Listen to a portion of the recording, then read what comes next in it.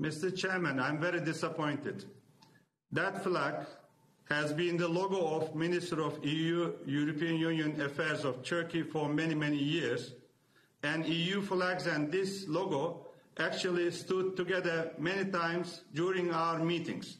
So now you have not even a patient. You are talking about cooperation with Turkey, but you don't have even a patient for this logo that we have been together using since 2000, maybe 8 or 9, for more than 10 years, 12 years maybe. So this is not a new logo or flag. So this is a sign of actually the cooperation. But now you don't have even patient. I don't mean you personally, but some members. So we have to face the realities together. My maps are showing the realities. If you want to see some more maps to explain the facts, I will show it. But if you have no patience to see the reality, I don't have to show it, frankly speaking. So we have to be, honest and honest brokers as the European Union. And this is the actually problem. Yes, I don't like that Greek Cypriots are the EU member state. Why? Because it is against the international agreement. It is against London and Zurich agreements. But when we reminded the European Union, EU said that, okay, it is against the international law and agreement, but we gave a political decision. I like it or not, Greek Cypriots are EU members. So I cannot help it. But what I am trying to say that, as Madam Merkel said, when Greece and Greek Cypriots are right, please do support them. But we expect from EU actually an honest approach, and EU should be an honest broker on this issue. If you become the part of the problem, how can you mediate between Turkey and Greece? Or between Greek Cypriots and the Turkish Cypriots? This is my point. I don't have to like it, but we have to actually face the realities. We are not for tension. We are not for escalation. And my military, our warships around this orange race ship has clear order not to fire first. Clear order from the President of the Republic of Turkey, Erdogan. But they have to protect this ship. And Greek vessels tried to harass, and our vessels had to stop. That's it. So Greece should refrain from such kind of attempts again. And with regards to energy, of course, renewable energy, we have been also investing. But there are resources. It seems that there are resources at the Eastern Mediterranean as well. Why don't we share it? We just want equitable revenue sharing. We can share it. I tried to explain in my opening remarks that we tried, but it didn't work. Turkey has been excluded from all initiatives, from all agreements. Turkey's rights have been isolated. So I had no other choice but to take also unilateral steps. But at this moment, we have been repeatedly saying at the highest level by President Erdogan that we are ready to sit with all the coastal countries for equitable sharing. So this is my message about equitable revenue sharing. And with regards to islands, one colleague said that the islands also constitute exclusive economic zone. But there are numerous judgments of international courts on disputes regarding the maritime jurisdiction areas and cases of state practice that support Turkey's approach and arguments concerning the Eastern Mediterranean by the judgment of the International Court of Justice of 1985 regarding the maritime boundary between Libya and Malta. With due regard for the principles of proportionality and equity, though it is an island state, Malta was given a reduced effect in relation to Libyan mainland, and the maritime boundary was accordingly drawn further northward. And in 1977, 1988, Anglo-French constitutional chef case, Channel Islands, which were closer to mainland France but belonged to the UK, were enclaved, leaving only territorial waters, and the continental shelf boundary lines was determined, ignoring the islands in question. And in the case of concerning maritime delimitation in the Black Sea, Romania versus Ukraine in 2009, only territorial waters were recognized for the Snake Island, which affected the maritime boundary between two countries. So the remaining boundary of maritime zones was determined by taking the respective coastline parts of two countries into account, ignoring this said island. And in the territorial and maritime dispute, Nicaragua versus Colombia in Latin American region in 2012, the effect of some of the islands which belong to Colombia and cut through Nicaragua's coastal projection was reduced.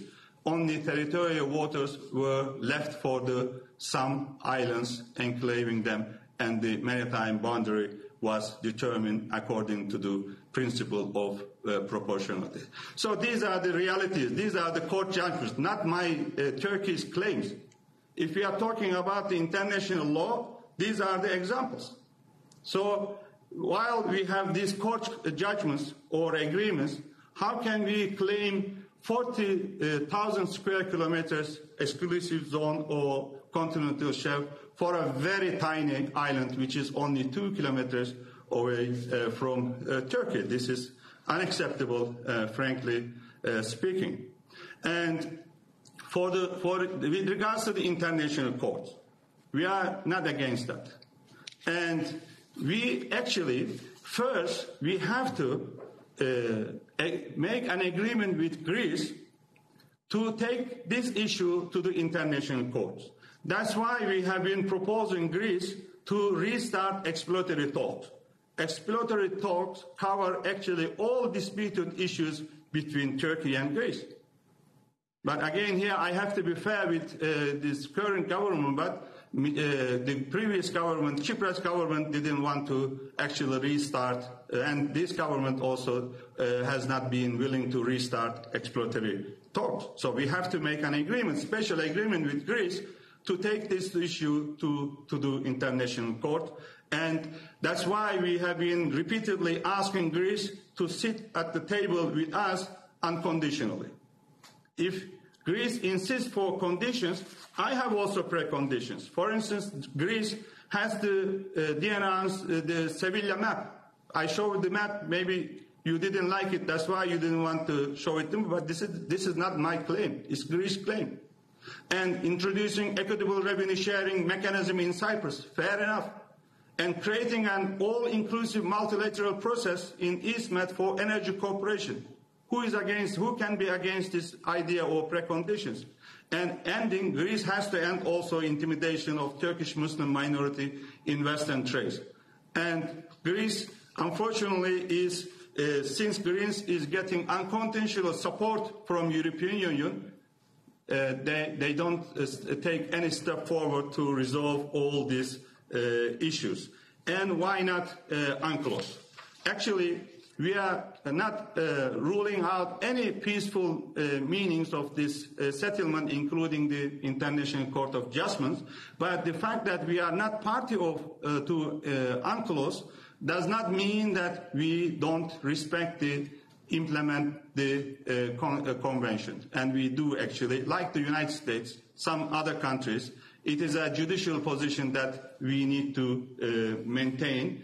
And we didn't become party to UNCLOS due to its serious shortcomings, like many other countries also believe. But we are ready to make an agreement with Greece and to resolve this issue through dialogue, diplomacy, or through international courts. But we have to make our agreement first between us.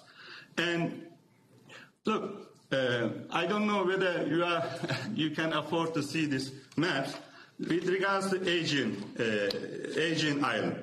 With 6 mile territorial water, you see these blue areas, okay?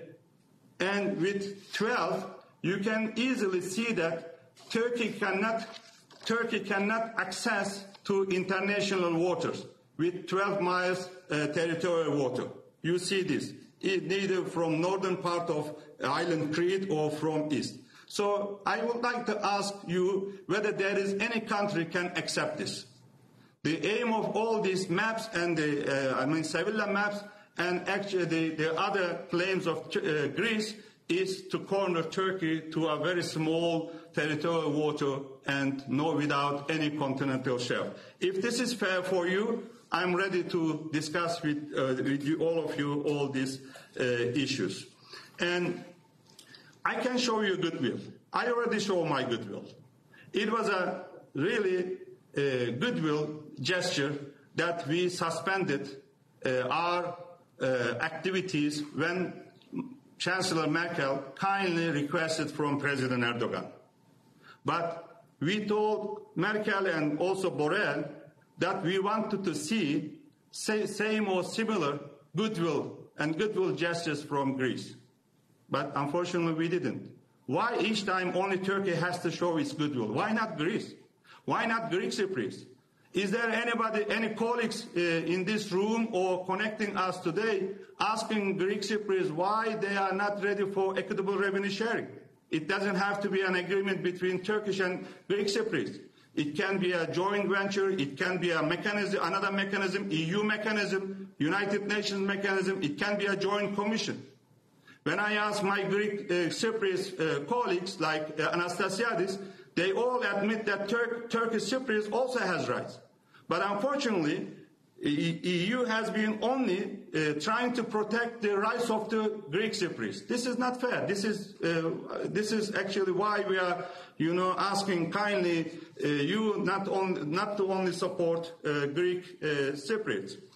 My dear French colleagues, sorry I couldn't get your name. Look, as Turkey and Turkish government, we have no problem with French people, and we cannot. We are allies, and we have been actually like-minded countries in many areas, including Syria. But we are against your President Macron's statements, also very hostile attitudes against us. Recently, France claimed that our ships harassed French ships, and we took it to the NATO. Unfortunately, France couldn't prove any evidence. It means it didn't happen. But we proved that it didn't happen. So we expect an apology from France at NATO. Now this is what NATO military committee is also discussing. With regards to Syria, France and Turkey were most like-minded countries. And I attended many meetings, like International Syrian Support Group, as well as like-minded countries meetings. We were even criticizing the United States for being very flexible. And we were against Russia's policy over there together with France. Why France's policy has changed? Because of our operation against PKK. Why France is supporting a PKK to divide Syria? This plan ruined, that's why France became very angry with us. I have to be very honest with you that thanks to Turkey, we stopped 3 million additional refugee flow to Turkey and maybe towards the European Union. How can you criticize us for being in Idlib? And we had to actually stand very strong, and actually we had to be also against Russia and also regime and its supporters on the ground. And with regards to those jihadists, I didn't bring them there. When we were evacuating innocent people from Aleppo, regime and its supporters led these radical terrorist groups to go to Idlib. And they brought these radical groups by buses all the way from southwestern part of Syria, I mean Dara, and from Homs, from Hama. Why they brought these terrorists here? Because at the end we knew that they were going to use the presence of these terrorists as an excuse to attack Idlib. But who stopped the regime and its supporters? Turkey stopped. And how much are you, as the European Union, are you supporting the IDPs? Is more than 1 million IDPs in Idlib region right now. As Turkey alone, we are building 100,000 brick houses for them. Even myself, as Foreign Minister of Turkey, actually made a donation of 50 houses. But unfortunately, even though Germany and France promised to send some money to build more, it means 100,000 means minimum 500,000 people, brick houses, not a container or 10 camps. We are suffering a lot. It has been a big burden for us, but still you criticize Turkey. So if you don't want to support them, let them come in, let them go to European. When I say this, Turkey is threatening European Union. No, I'm not threatening the European Union. Never, I have never threatened the European Union. But we have to tell the truth. We have to be honest to each other. And I am proud of my ancestors and Ottoman Empire. But we have no aim to establish like a state like this.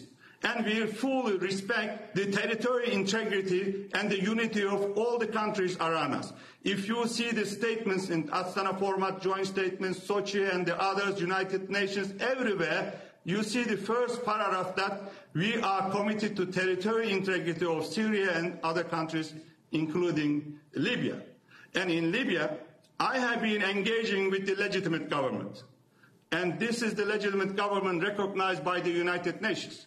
This is the legitimate government actually came to power with the agreement signed in 2015 in Rabat, Sigrat agreement, very close to Rabat. I was there. But since we have been engaging this legitimate government, France and Egypt, UAE and the others are providing weapons and mercenaries for putschist Haftar. Is Haftar legitimate? No. So I am on the legitimate side, but France has been supporting the putschists. Thanks to our support, this war couldn't return to actually urban war in Tripoli because they couldn't enter. And the situation on the ground is balanced. Thanks to our engagement, now we can talk about the lasting ceasefire and also political process again. Otherwise, this war will take another 10 years. And you are talking about the refugee flow from Libya. My colleagues from Malta knows very well that even though there is no refugee coming from Libya to Turkey, we have recently provided 2 coastal boats for the Libyan authorities that they can fight the traffickers. They can stop the flow. And with the spare engines. And we also send the technicians to fix the current boats that they cannot use because traffickers are attacking those boats. Is it a threat for me? No.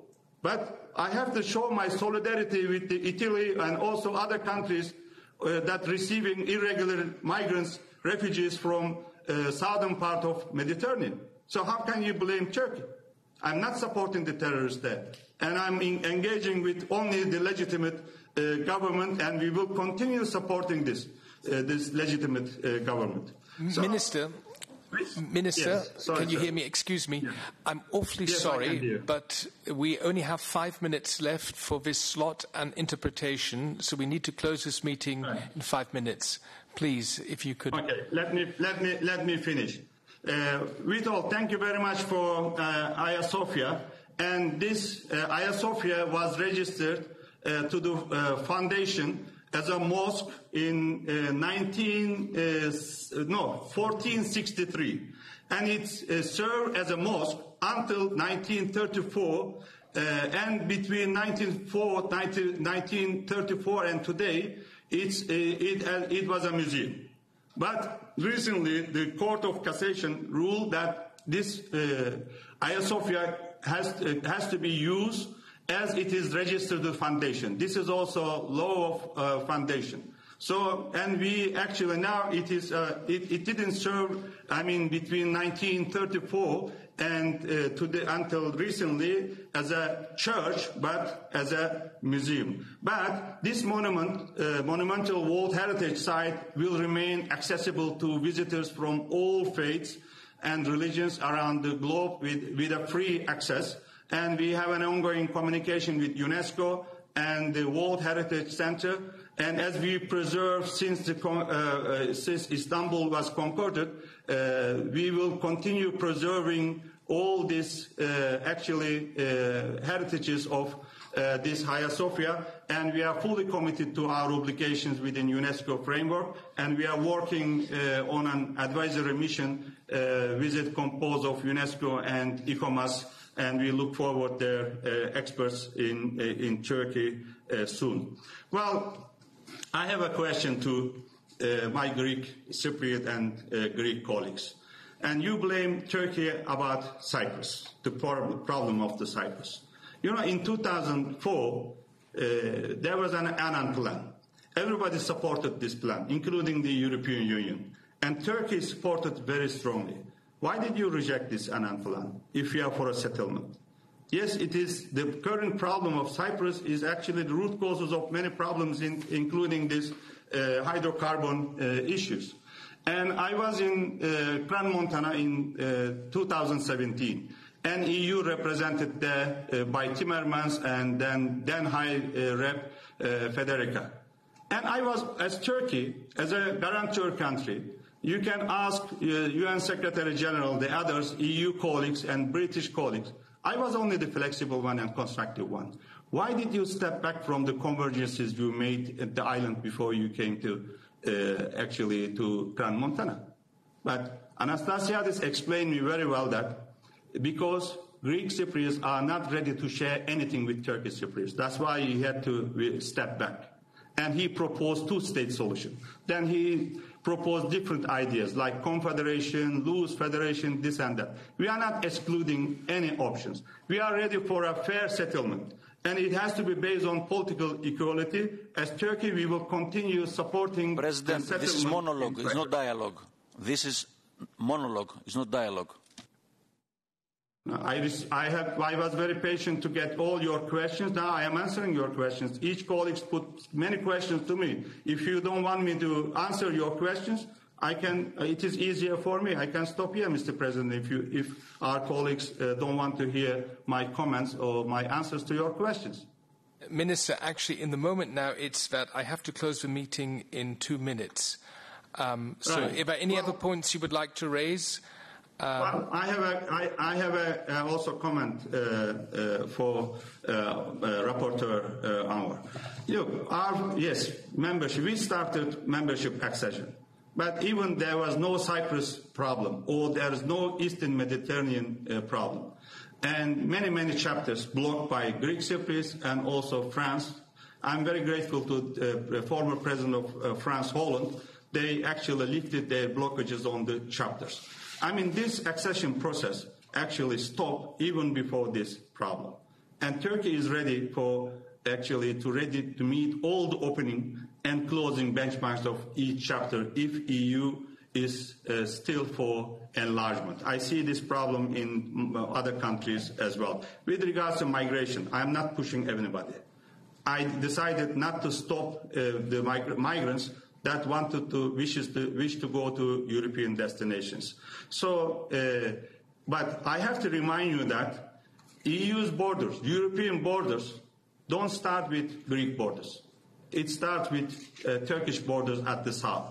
That's why we have been stopping all these irregular migrants coming from Iran, also others, and even though we have been maintaining open door policy, that's why we have been suffering a lot. We paid a lot. So please don't tell that your borders start at Greek borders. It starts at Turkish borders in the south. In the east, if you talk about the greater Europe, that is another story.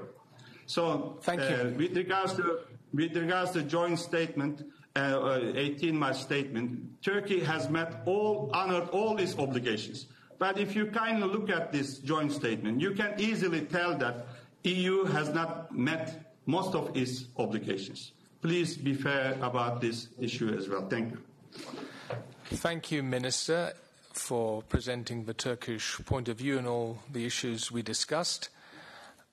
It's 7 o'clock. I must immediately now close the meeting because we have to leave the room and there's no interpretation. Any other points from your side, colleagues? That is not the case. Under any other business, our next meeting will be on the 21st of September, 3 slots throughout the whole day. Minister, thanks for being connected from Senegal and for having this discussion with the members of the Foreign Affairs Committee. The meeting is now closed.